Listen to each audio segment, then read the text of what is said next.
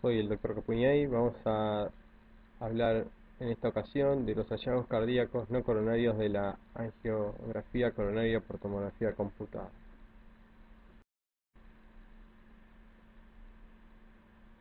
Dentro de los hallazgos cardíacos no coronarios de la angiografía coronaria por tomografía computada, vamos a encontrar aquellos relacionados a la valoración de la función y morfología ventricular, a la posibilidad de estudiar la perfusión miocárdica en reposo y en estrés, la valoración de la secuela de infarto, el realce tardío de contraste en busca de viabilidad, la detección de masas y fuentes embolígenas, en especial a nivel de las cavidades cardíacas izquierdas, las cardiopatías congénitas, la evaluación del pericardio, de las valvulopatías y del sistema venoso, tanto de las venas pulmonares como del seno coronario y las venas coronarias. En asterisco están marcadas las valoraciones que ya han sido expuestas en otras clases con anterioridad. Vamos entonces a dedicarnos a las restantes. En cuanto a la evaluación funcional y morfológica, la tomografía computada cardíaca permite la medición de volúmenes ventriculares, así como también la valoración de las alteraciones regionales de la motilidad parietal, dado que los estudios se realizan con gatillado electrocardiográfico y justo para la valoración de la motilidad debemos de utilizar las adquisiciones retrospectivas, que son las que adquieren la totalidad del ciclo cardíaco. Debemos también tener en cuenta que podemos realizar la valoración del miocardio en busca de patología isquémica, como ya vimos, o en la valoración de las miocardiopatías. Y también en lo que dijimos, la valoración de las cardiopatías congénitas.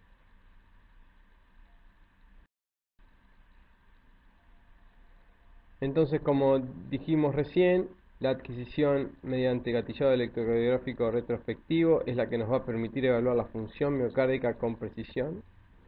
Vamos a tener que realizar reconstrucciones secuenciales desde 0 al 90% del ciclo cardíaco con intervalos incrementales de 10%. Esto nos va a permitir lograr una buena valoración funcional del ventrículo izquierdo. Recordemos que si utilizamos modulación del tubo de rayos X en este tipo de adquisición, vamos a poder disminuir la dosis de radiación en un 30 o un 50%, sin que esto nos impida una correcta valoración.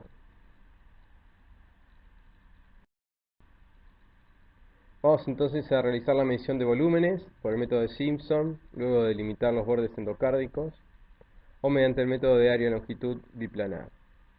También vamos a poder estimar la fracción de eyección, los volúmenes de fin de diástole, fin de sístole y la masa miocárdica. Existe una gran concordancia con los resultados expuestos por la resonancia magnética, que es sin duda el método de referencia.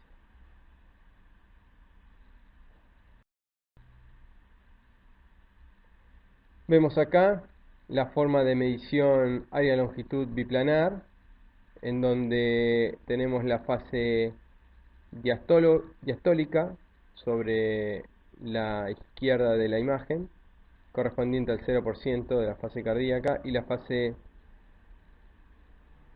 sistólica, o de fin de sístole, correspondiente en este caso al 37.5% del intervalo RR, y ahí la medición de los volúmenes de fin de sístole, fin de diástole, volumen sistólico, fracción de eyección, medidos por el eje horizontal, el eje vertical y la valoración biplanar.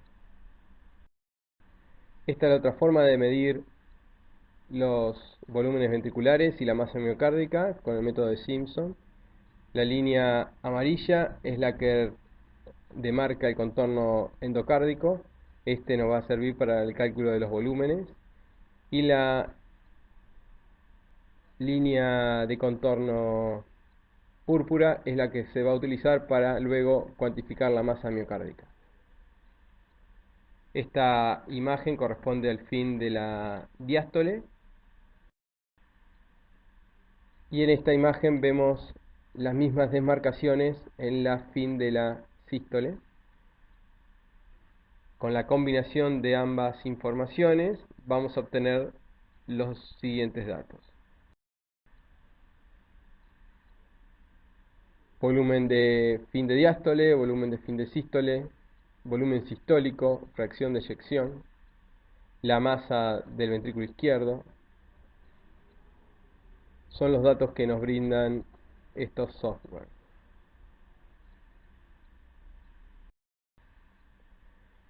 A su vez, dada la elevada resolución temporal que tiene la tomografía computada cardíaca hoy, nos permite realizar un análisis preciso de las alteraciones regionales de la motilidad parietal. Para eso vamos a utilizar las imágenes en formato cine. Existe una muy buena concordancia entre la tomografía multidetector cardíaca y el ecocardiograma bidimensional en la valoración de la motilidad.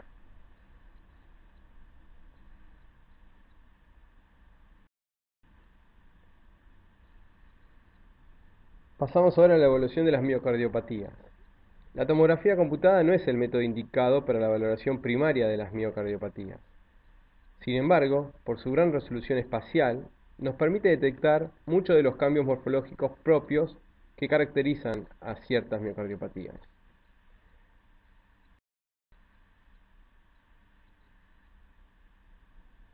Nos referimos primero a la miocardiopatía no compactada, que según la Organización Mundial de la Salud es una miocardiopatía congénita no clasificable, previamente denominada miocardio esponjoso, causada por la detención de la morfogénesis endomiocárdica durante la quinta a octava semana de la gestación y que progresa desde el epicardio al endocardio y desde la base al ápex. La incidencia en la población adulta es baja, del 0.05%, y su presentación clínica es variable, con casos de disfunción del ventrículo izquierdo, embolias sistémicas, arritmias ventriculares, muerte súbita de origen cardíaco. Debido al desconocimiento de la enfermedad, la misma sigue siendo subdiagnosticada.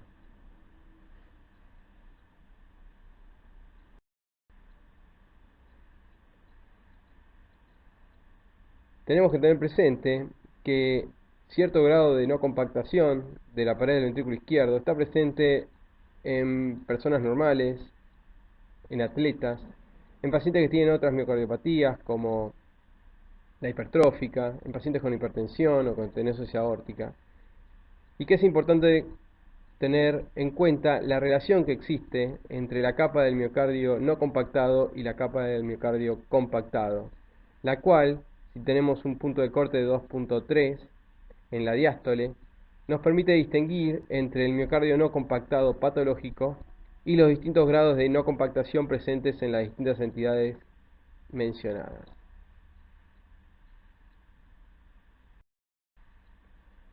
Vemos acá un ejemplo de una miocardiopatía no compactada, en donde apreciamos la imagen característica vista en la primera de las imágenes en 4 cámaras, en donde vemos un ventrículo izquierdo dilatado con una prominente red trabecular a lo largo de todo el ápex y su pared lateral. La relación miocardio no compactado compactada medida en la diástole, en el eje corto en la imagen de la derecha, nos muestra que es mayor a 2.5, por lo cual se interpreta como patológica compatible con una miocardiopatía no compactada. La displasia arritmogénica del ventrículo derecho afecta predominantemente al ventrículo derecho, provocando el reemplazo del miocardio normal por tejido adiposo o fibra adiposa. El patrón hereditario es en general autosómico dominante, no obstante, es frecuente encontrar la existencia de casos aislados. La manifestación clínica relevante es la taquicardia ventricular, sostenida o no, con imagen de bloqueo de rama izquierda en el electrocardiograma. También se observan casos con falla cardíaca derecha o global y muerte súbita en jóvenes.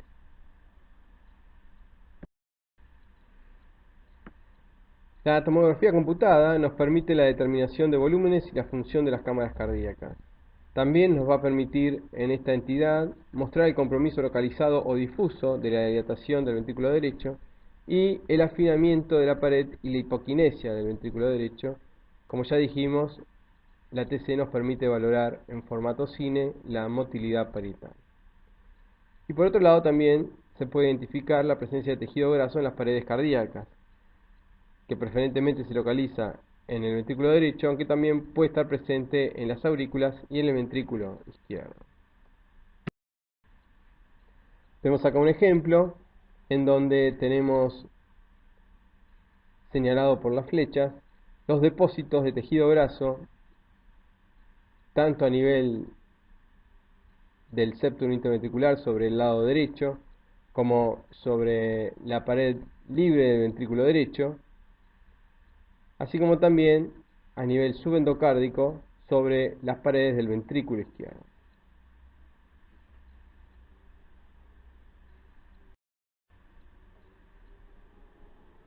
La miocardiopatía hipertrófica es una enfermedad cardíaca genética que se manifiesta con diversas expresiones fenotípicas y cursos clínicos. Es la causa más común de muerte súbita en los jóvenes. Con los avances en imágenes, la resonancia magnética nos permite una evaluación en profundidad de los cambios morfológicos y funcionales que ocurren en esta entidad. La tomografía en menor medida puede brindar una información similar, aunque no es el método de elección. La ecocardiografía es la modalidad más utilizada para la valoración de esta entidad. Y la resonancia magnética es la que nos permite confirmar los hallazgos ecográficos y determinar el grado de fibrosis asociada en esta entidad. Vemos acá un ejemplo de miocardiopatía hipertrófica asimétrica que compromete la cara anterior a nivel basal y medio ventricular, y como el engrosamiento sistólico persiste en forma notable durante la diástole, observándose que el resto de las paredes del ventrículo izquierdo tienen un espesor normal.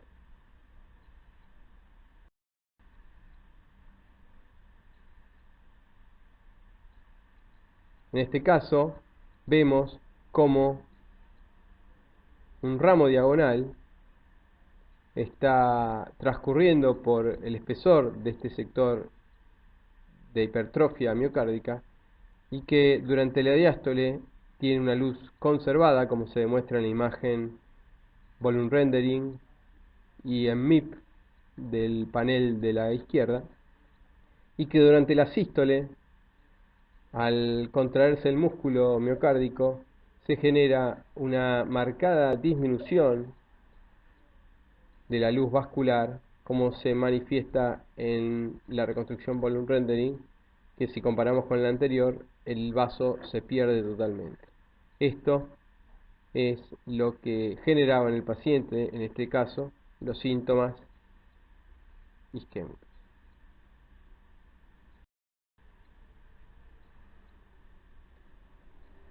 Tenemos acá otro ejemplo de una miocardiopatía hipertrófica asimétrica, en este caso septal, con un marcado engrosamiento de la pared anteroseptal de ápice a base,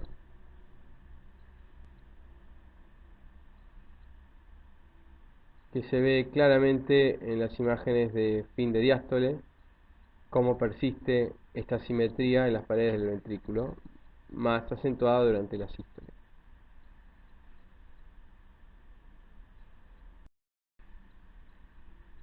En este caso tenemos una miocardiopatía hipertrófica asimétrica, también septal, en donde la imagen de 3 cámaras en la fase diastólica y en la fase de fin de sístole se aprecia una hipertrofia del ventrículo izquierdo con engrosamiento de la valva mitral anterior, lo que genera durante la fase sistólica el movimiento anterior de esta valva mitral que provoca la obstrucción del tracto de salida del ventrículo izquierdo, generando una obstrucción dinámica al tracto de salida.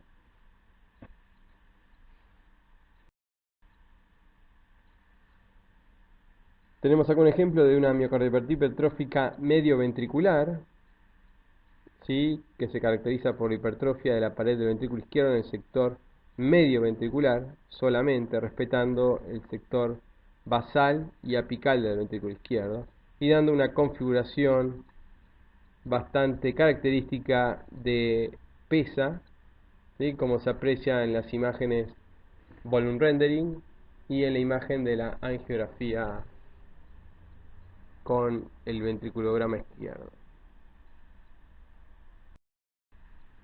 Y después nos encontramos también con la miocardiopatía hipertrófica apical, que esta imagen de proyección en eje largo vertical de dos cámaras en diástole de tomografía computada, apreciamos la hipertrofia de los segmentos apicales del miocardio en el ventrículo izquierdo, ¿sí? Con una imagen de la ventriculografía característica que es en haz de picas, ¿sí? Con obliteración de la cavidad apical del ventrículo izquierdo. Las criptas en el ventrículo izquierdo se definen como una fisura en forma de V que se extiende en el miocardio y está limitada por el mismo. Sugiere ser una de las primeras alteraciones patológicas del miocardio que en última instancia van a progresar a una miocardiopatía hipertrófica, por lo cual es importante su reconocimiento. Se encuentra predominantemente en los puntos de inserción del ventrículo derecho o el ventrículo izquierdo, y estas criptas del ventrículo izquierdo pueden ser causadas por la alteración local de la contractilidad miocárdica. Vemos acá un ejemplo, tomografía en un eje de dos cámaras y una imagen en eje corto, donde vemos una fisura lineal en el espesor del miocardio que está delimitada por miocardio sobre la pared inferoseptal.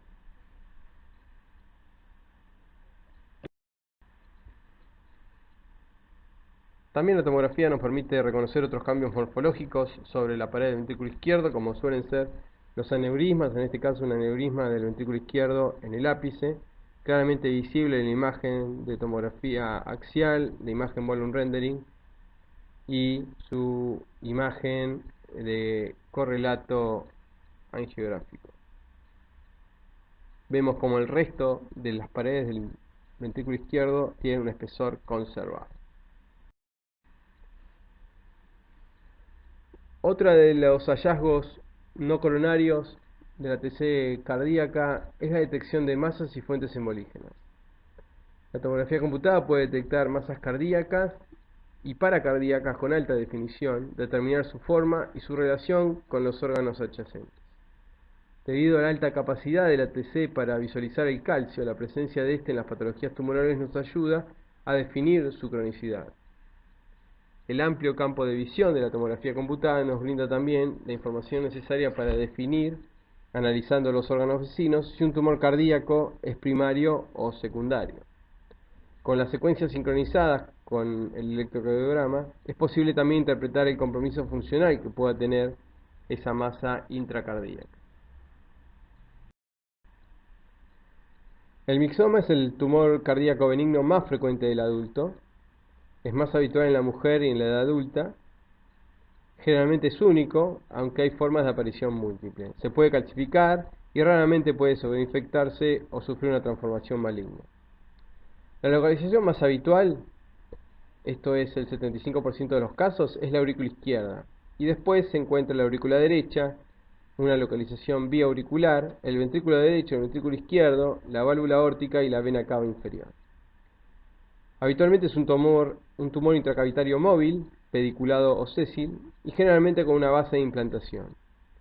En la presentación más frecuente, en la aurícula izquierda, suele estar adherido por su pedículo de implantación al septum interauricular. Su tamaño es variable, de 1 a 15 centímetros, habitualmente con un tamaño entre 5 y 6 centímetros. Su forma puede ser redonda o polipoide. Vemos acá un ejemplo de un mixoma característico que se aprecia como una lesión redondeada con una calcificación distrófica localizada en la aurícula izquierda, con base de implantación amplia sobre el septum interauricular. Los diagnósticos diferenciales de una masa cardíaca de estas características incluyen un trombo, un lipoma, metástasis, linfoma y tumores primarios, como por ejemplo un mixoma, que es este caso.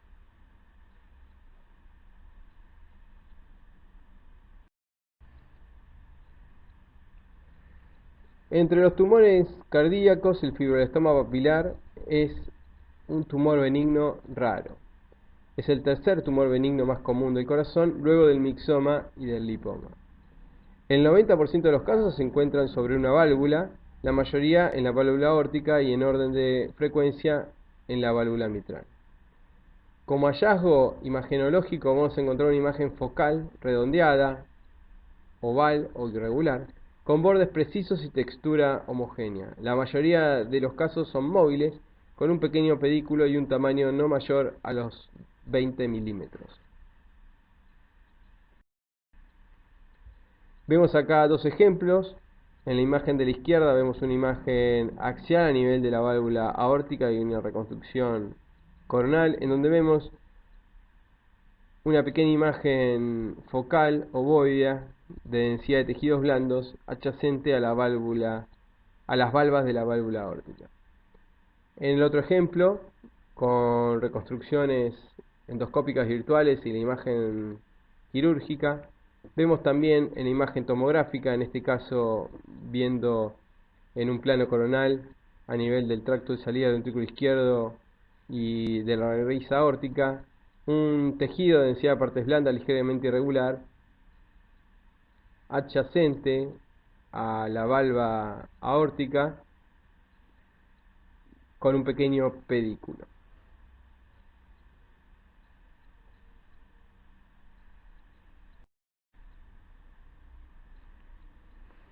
Los trombos son sin lugar a duda la causa más frecuente de una masa intracardíaca, siendo más frecuentes en las cavidades izquierdas. Se dan en situaciones en las que se genera un enlentecimiento del flujo sanguíneo que predispone a la formación de los mismos. Los situados en la aurícula izquierda se presentan en casos de fibrilación auricular o valvulopatía mitral y los localizados en el ventrículo izquierdo se asocian más frecuentemente a alteraciones de la contractibilidad global o segmentaria, como ocurre en la miocardiopatía dilatada o después de un infarto de miocardio. Representan un riesgo significativo de embolización en territorio sistémico o pulmonar dependiendo de su localización. Por regla, no realzan luego del contraste endovenoso, salvo aquellos que estén organizados.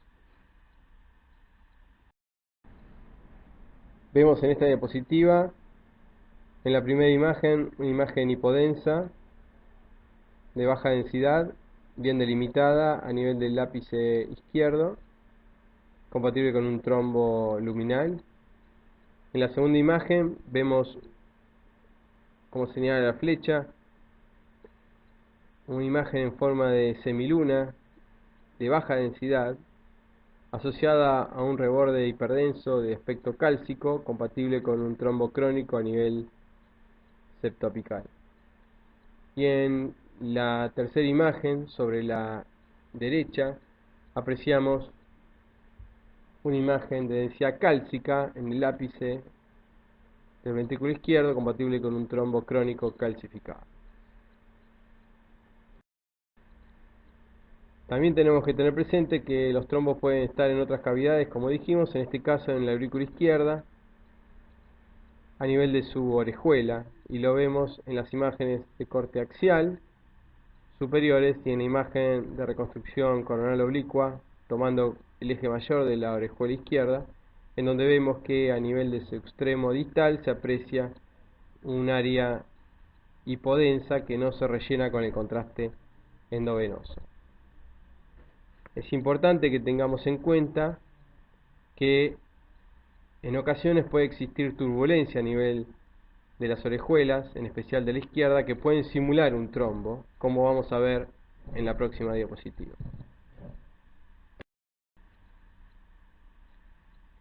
Como vemos acá, en las imágenes del panel de la izquierda, vemos esta imagen de defecto de relleno a nivel del sector distal de la orejuela izquierda, que luego, en una adquisición realizada al minuto de la inyección del contraste endovenoso, ya en una fase venosa de equilibrio, logramos ver que la totalidad de la orejuela izquierda está opacificada, correspondiendo la imagen vista previamente a una turbulencia generada a nivel del sector distal de la orejuela que puede simular un trombo cavitario.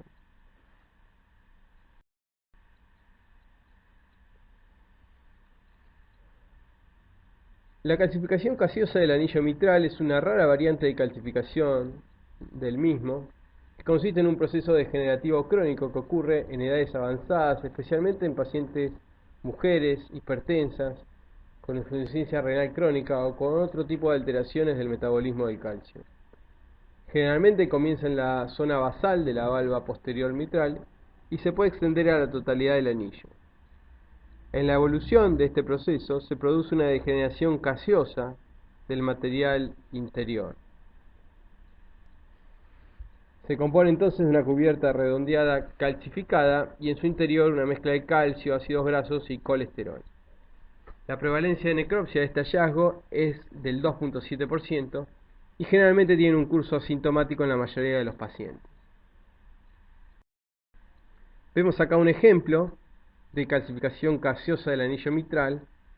Como vemos una masa cardíaca de una densidad alta, pero que se destaca de un borde más denso, más calcificado y un contenido de menor densidad, que en la imagen de angioresonancia cardíaca se aprecia como una imagen, en este caso hipointensa, en esta secuencia ponderando T1, que genera una ligera deformidad del anillo mitral.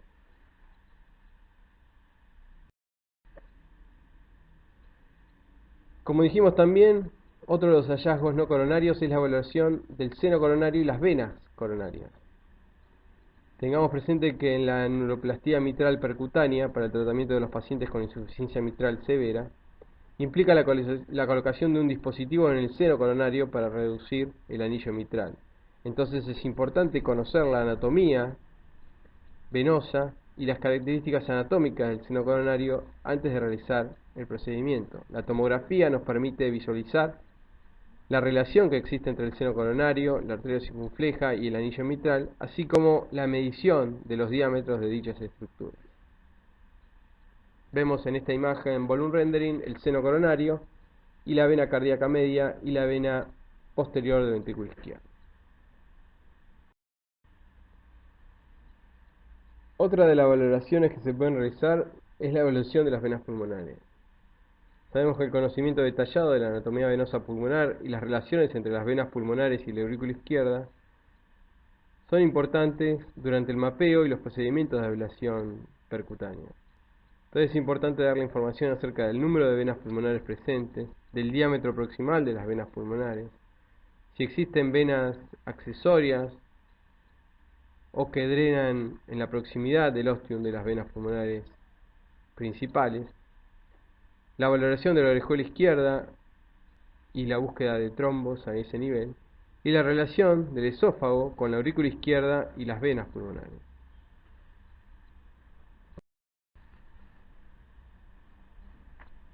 En esta fase de adquisición temprana arterial para la valoración de las venas pulmonares, vemos una clara opacificación correcta de la orejuela izquierda, en el ejemplo de la izquierda, mientras que en el ejemplo de la derecha vemos una falta de opacificación, en este caso por trombosis, de la orejuela izquierda. Datos que la tomografía puede valorar en forma precisa y clara. La tomografía nos brinda la posibilidad de realizar reconstrucciones tridimensionales, en este caso viendo sobre la imagen de la izquierda una vista posterior de la aurícula izquierda con la entrada de las venas pulmonares derechas e izquierdas, y sobre el lado derecho de la imagen las pistas de endoscopía virtual en el sector superior de la entrada de las venas pulmonares izquierdas y sobre el sector inferior de la entrada de las venas pulmonares derechas. En este caso, dos por cada lado. Contamos también con programas automáticos que nos permiten realizar la medición en el eje ortogonal de cada vena pulmonar, basado en un modelo tridimensional y una imagen bidimensional.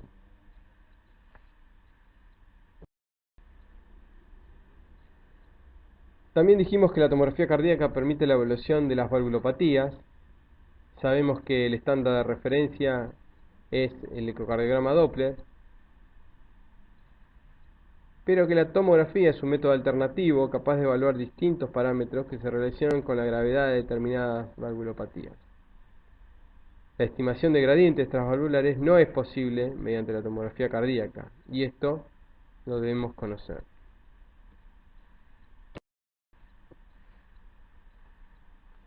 La tomografía permite determinar con precisión la anatomía y geometría de las válvulas, del anillo valvular y del aparato subvalvular. También permite realizar planimetría valvular y estimar las áreas valvulares con precisión. Se presenta como una alternativa para la estimación de la estenosis valvular aórtica. Y también puede evaluar con precisión el número de cúspides, así como también el grado de calcificación asociada. Vemos acá un ejemplo de una válvula aórtica normal, con una vista durante la diástole y una vista durante la sístole, en donde se aprecia su total apertura. Vemos en esta diapositiva un ejemplo de estenosis aórtica severa, en donde se aprecia calcificación difusa del borde libre de la valva no coronariana, y donde vemos que en la sístole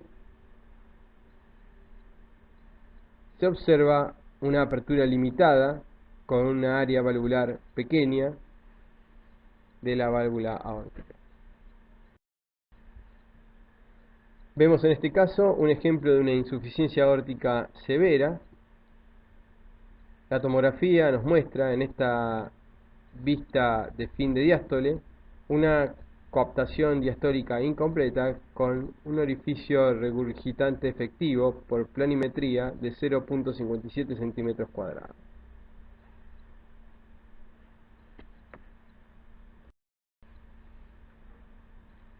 Vemos acá un ejemplo de válvula aórtica bicúspide en un paciente de 31 años de edad con insuficiencia aórtica severa y un orificio regurgitante de 1.2 centímetros cuadrados por planimetría.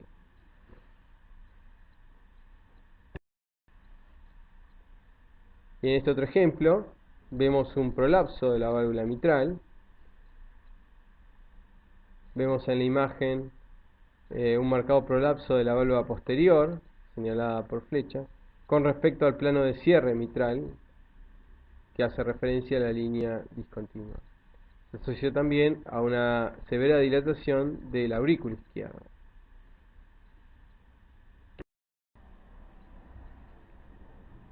La tomografía cardíaca también nos permite evaluar el septum interauricular. En este caso,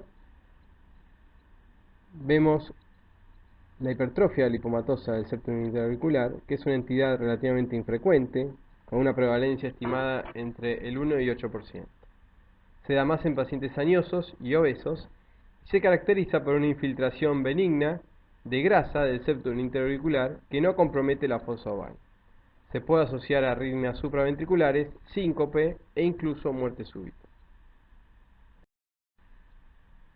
Vemos acá un ejemplo característico de hipertrofia lipomatosa del septum interauricular con la clásica forma de mancuerna del septum interauricular dada por el engrosamiento del mismo con los depósitos de tejido graso con respeto de la zona correspondiente a la fosa oval.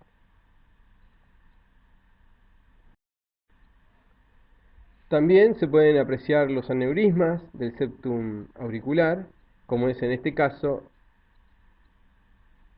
como lo vemos en la imagen de 4 cámaras localizada sobre la izquierda, y en esta imagen también de 4 cámaras, pero en un eje vertical de la imagen de la derecha, en donde se aprecia una porción redundante y móvil del septum interauricular que tiene una excursión mayor a 10 milímetros en la línea media, que se pacifica con el contraste de las cavidades izquierdas. Vemos cómo se hace marcadamente notoria, dado el contraste con la poca opacificación de las cavidades derechas, en este caso por el lavado realizado con solución fisiológica de las mismas. También nos permite ver la tomografía las comunicaciones interauriculares. En este caso vemos en la primera de las imágenes sobre la izquierda una comunicación interauricular tipo ostium secundum. En la imagen del medio una comunicación interauricular tipo seno venoso entre la vena cava superior y la aurícula izquierda. Estas se aprecian generalmente en el sector más alto de la aurícula. Y en la imagen de la derecha vemos otra comunicación interauricular tipo ostium secundum. En este caso una imagen también 4 cámaras en el eje vertical.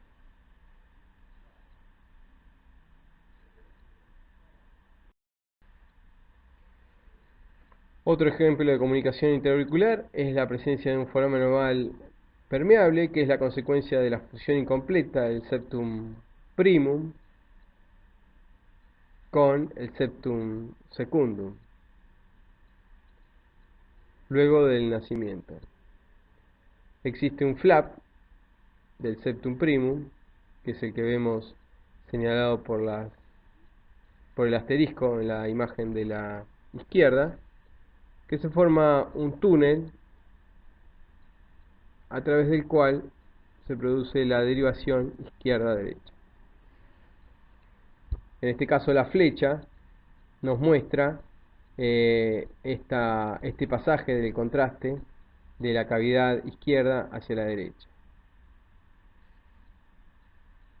En la imagen de endoscopía virtual podemos ver claramente el flap en la región de la fosa oval y el orificio por el cual se produce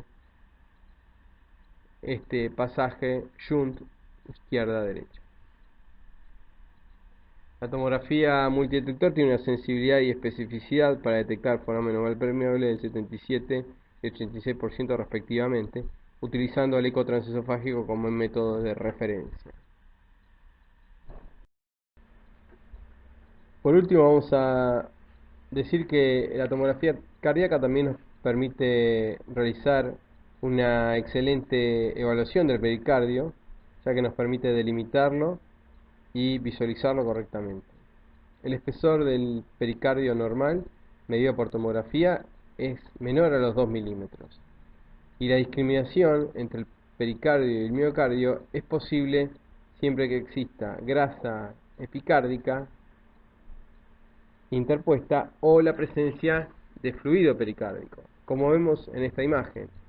Sobre el borde libre del ventrículo derecho vemos una zona de pericardio normal, menor a 2 milímetros, con grasa epicárdica interpuesta, mientras que a nivel del ápice cardíaco y sobre el borde libre del ventrículo derecho vemos líquido presente a nivel del pericardio, con un pericardio engrosado por la separación de las láminas por el líquido pericárdico mencionado. La tomografía también nos permite la localización precisa de las masas pericárdicas y la medición de densidades nos puede ayudar para la caracterización de las mismas.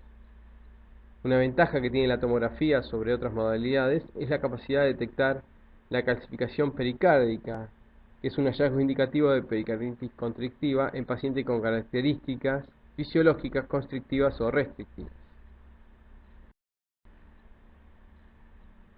La pericarditis constrictiva se caracteriza por el engrosamiento del pericardio, que al perder su distensibilidad afecta el llenado biventricular. La ecografía tiene la capacidad de diagnosticar el aumento del grosor del pericardio, siempre que éste no se encuentre muy calcificado.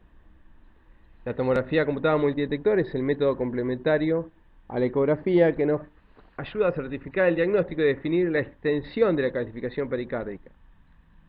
También nos permite valorar, debido a la posibilidad de tener imágenes gatilladas, el movimiento del septum interventricular causado por el juego de presiones que se produce en la pericarditis constrictiva, siendo este un signo muy útil para el diagnóstico de la misma. Vemos acá dos ejemplos de pericarditis constrictiva. En el panel de la izquierda vemos cómo se encuentra engrosado el pericardio, pero vemos claramente la ausencia de calcificaciones. Mientras que en el ejemplo de la derecha, en las imágenes superiores correspondiendo a las imágenes en 4 cámaras y en las imágenes inferiores correspondiendo a ejes cortos, vemos cómo el pericardio se encuentra totalmente calcificado, siendo la calcificación más grosera a nivel de los sectores inferiores.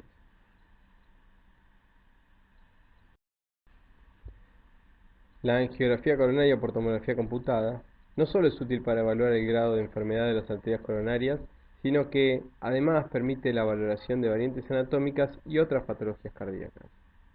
Existen múltiples aplicaciones no coronarias de la TC cardíaca que se pueden realizar sin requerimiento de contraste ni radiación adicional. La tomografía funciona como complemento de otras técnicas diagnósticas como son el eco y la resonancia magnética. Muchas gracias.